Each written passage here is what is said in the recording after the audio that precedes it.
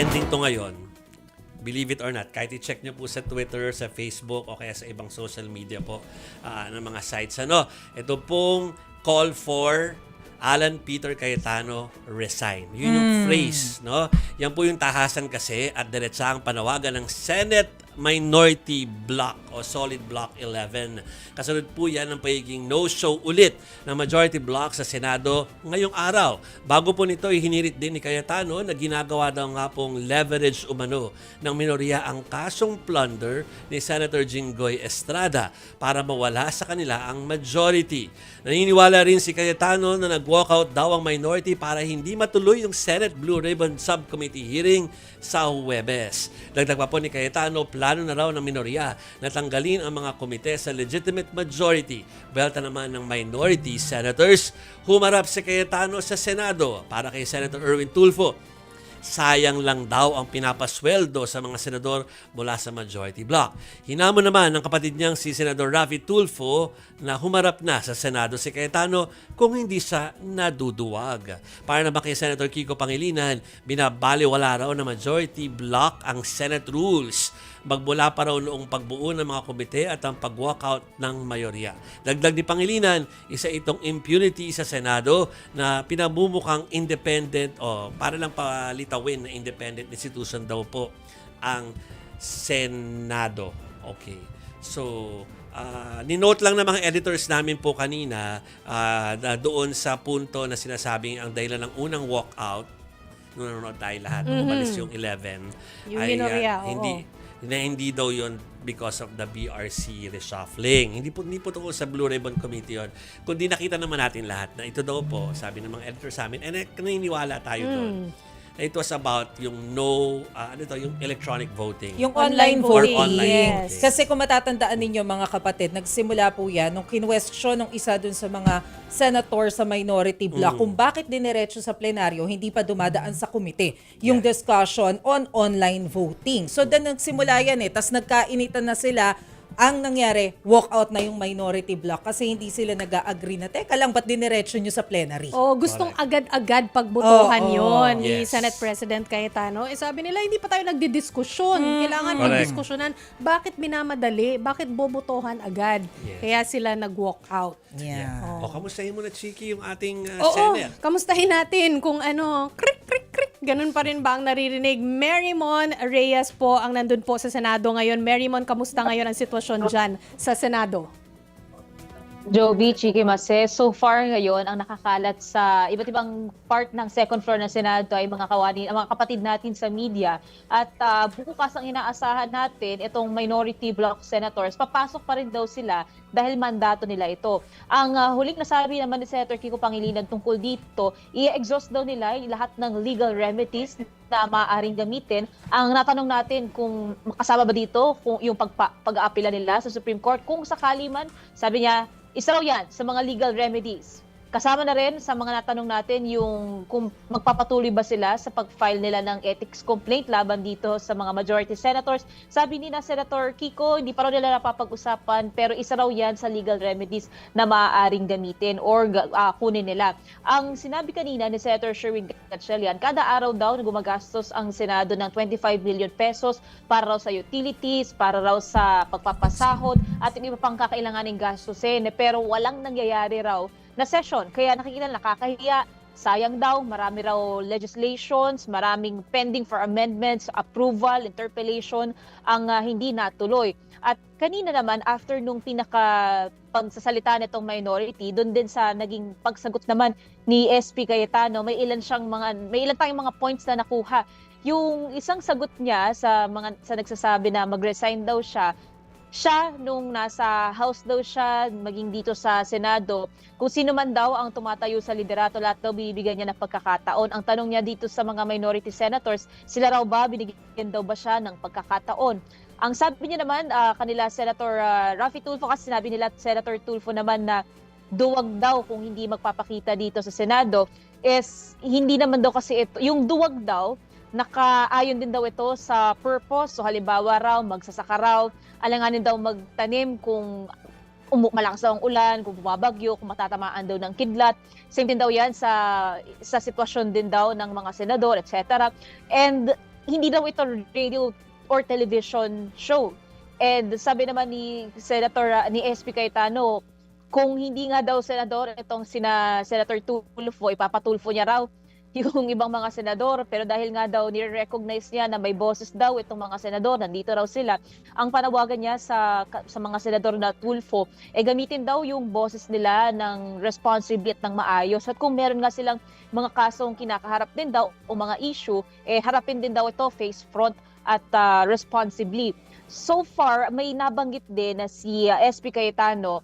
Actually, pinakita siya sa live niya na letter from Senator Ping Lacson na patungkol doon sa Senate Blue Ribbon Committee, and yun yung inaantabayanan din natin kung ano bang magiging pag-uusap nila, majority lang ba to, minority lang ba to, kasi kung sakali man yung subcommittee na nais nilang gawin na manunungkulan to si Senator Rodante Marcoleta na mag-hold ng pagdinig or ng BRC hearing sa Thursday, na kailangan ninyang ma-formalize sa sesyon na hindi pa nangyayari.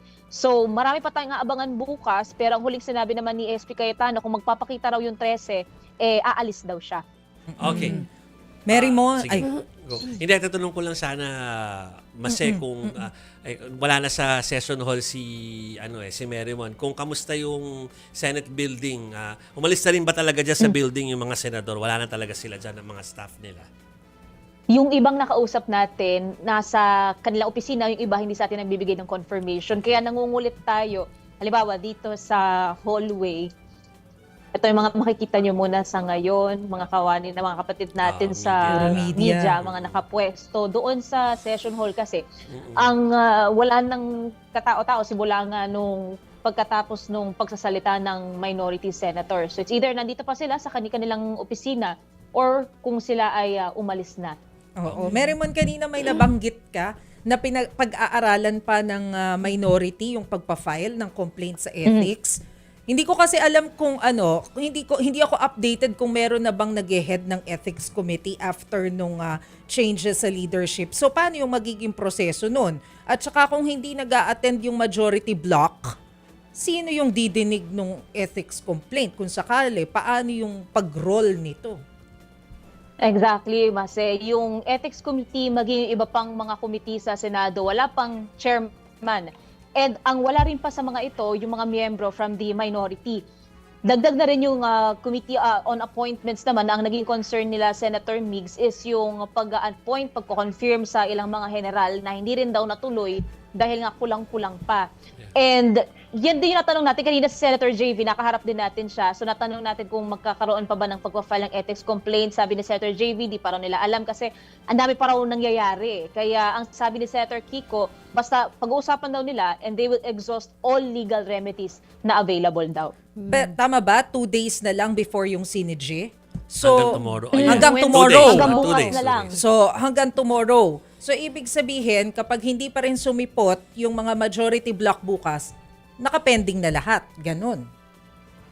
Kasi every Thursday, though may pasok, walang session. Friday, technically wala unless may committee hearing silang nakaschedule. Yeah. So, meron na lang talaga sila for this session hanggang tomorrow. Yes. Kaya sabi ni Minority Leader Senator Tito Soto, mandato talaga sa kanila ng konstitusyon, Mondays, Tuesdays, Wednesdays, 3 o'clock in the afternoon onwards, mag-hold ng session. Kung sakali bukas, hindi, let's see daw. Basta sila, papasok sila dito at magtatrabaho raw sila.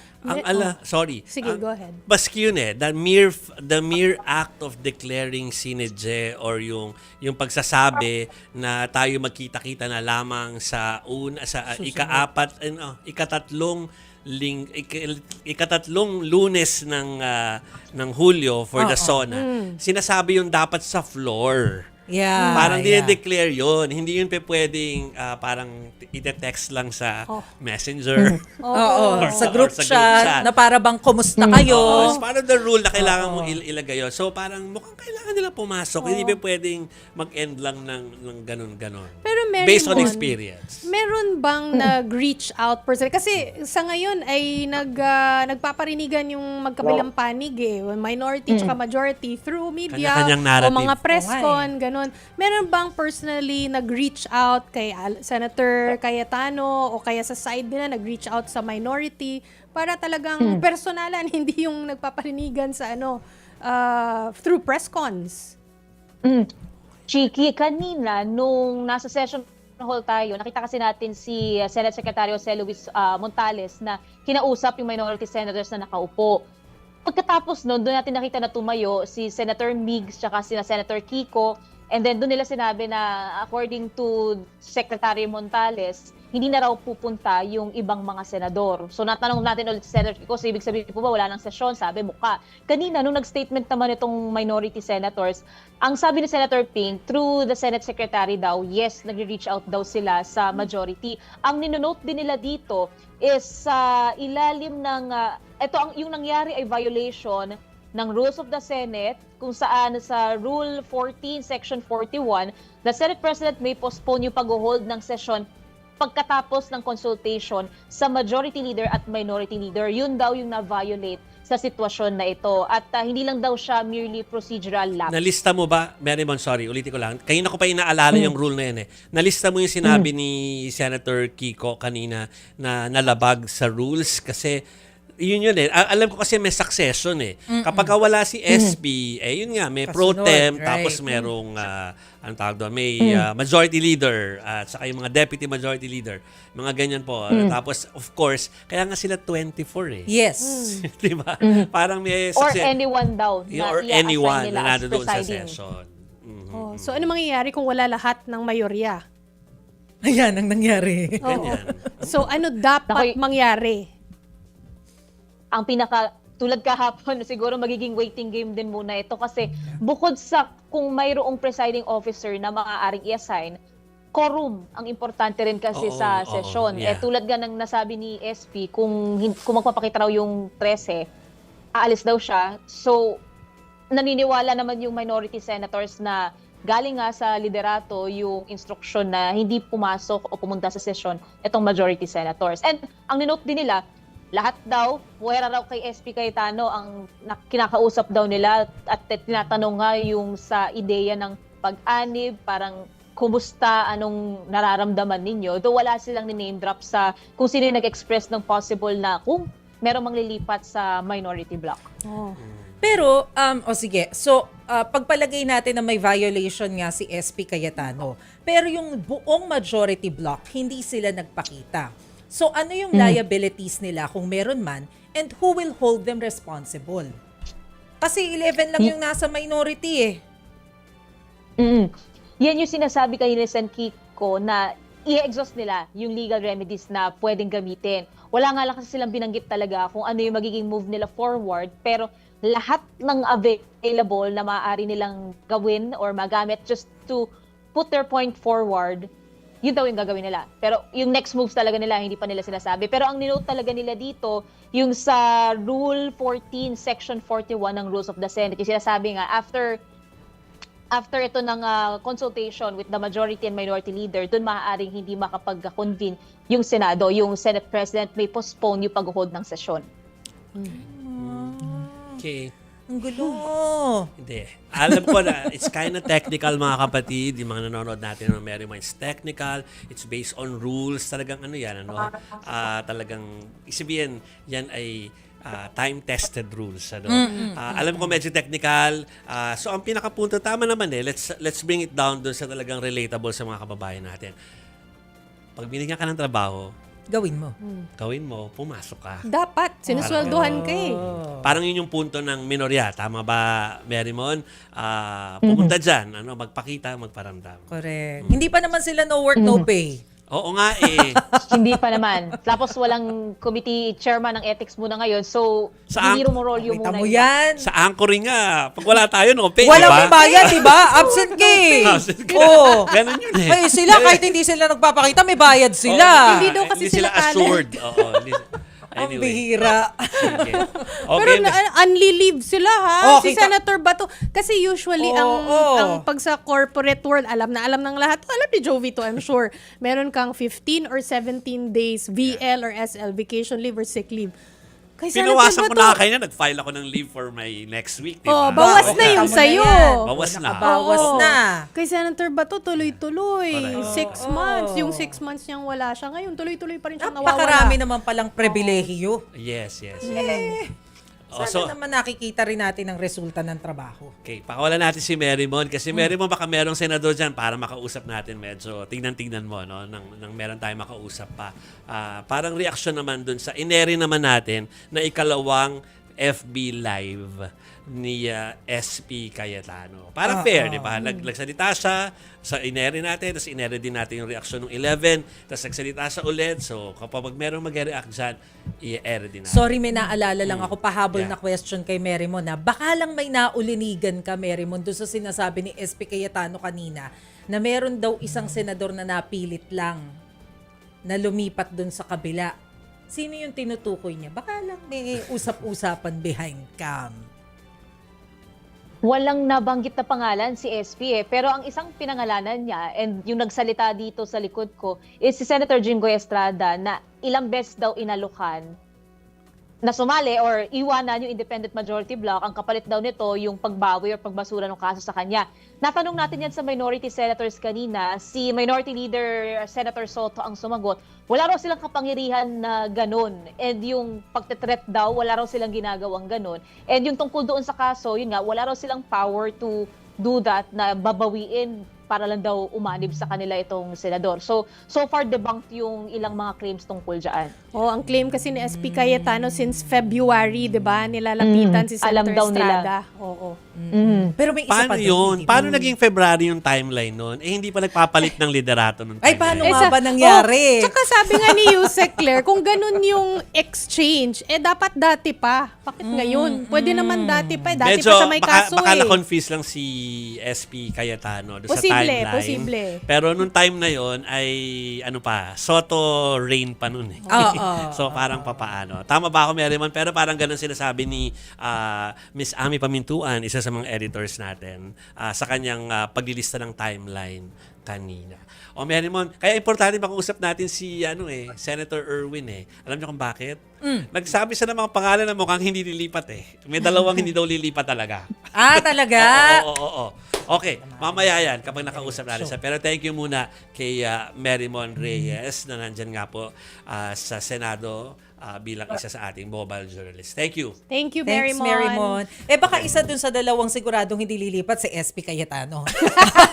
Sa kay kapatid. At saka yung kapatid. Or baka yung dalawang isa mong magkapatid. Meron Pwede din, rin. oo. Ang dami nilang magkapatid. Isa lang naman dalawa lang naman yung kapatid na, yung isang magkapatid, nandito na sa minority, di Oo. ba? Kasi yung magkapatid, pero hindi magkasundo, Yung magkahiwalay. isa magkahiwalay. Diba? Oo. Anyway, marami Yung good and magkakapatid. bad.